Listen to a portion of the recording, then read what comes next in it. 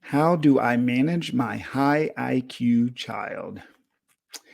Alrighty, y'all. So this is a super loaded question. So please don't send me hate mail because I don't have time for that. So I'm sure most people are going, hmm, what is controversial about this question? Well, IQ is controversial. So we now know that IQ has lots of layers to it. First off, it came out of a testing and a philosophy that was very problematic because if depending on what book you read and what your sources are, IQ was not initially created to be able to sift through people's academic abilities.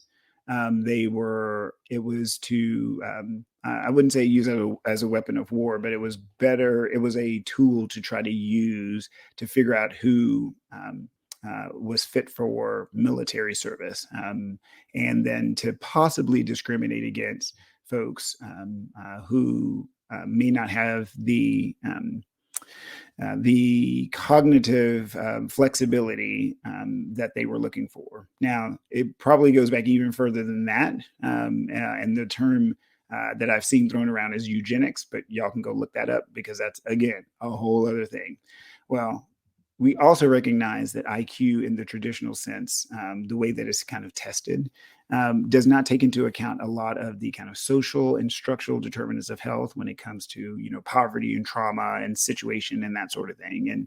And so the now infamous IQ number is like rife with stress and trauma and all sorts of stuff.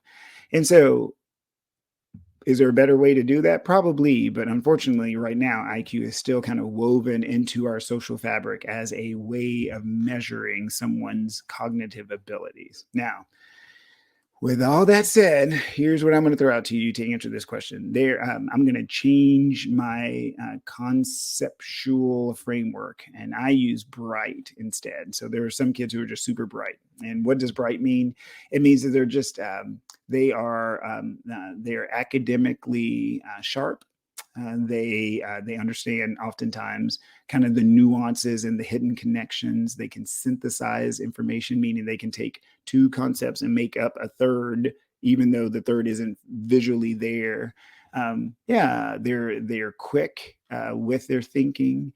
Yeah, and all of those they can abstract.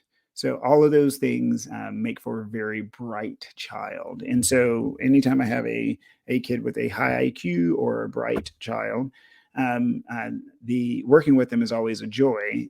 The hiccup is they're always trying to work around whatever you just set up. So if you give the rules of A and B, they work around those things, and it can be a behavioral challenge, which is one of the reasons why I love my job. I love being a psychiatrist because I get to work with kids who are super bright.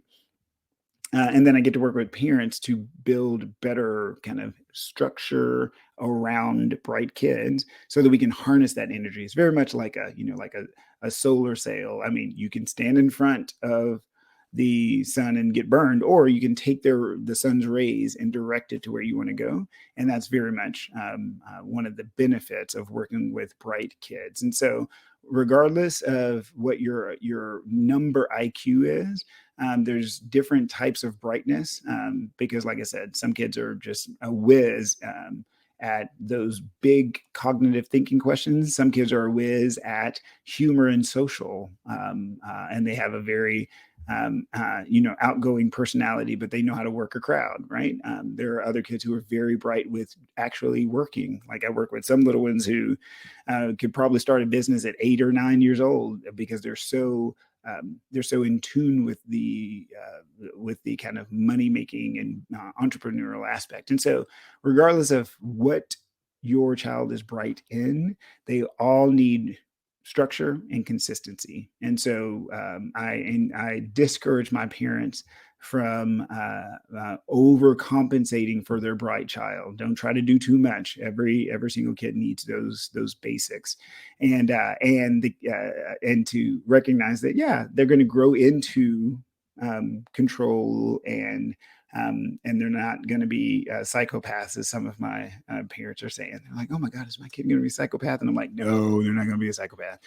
We just have to, again, harness the energy. And so, how do you manage your high IQ or your bright child?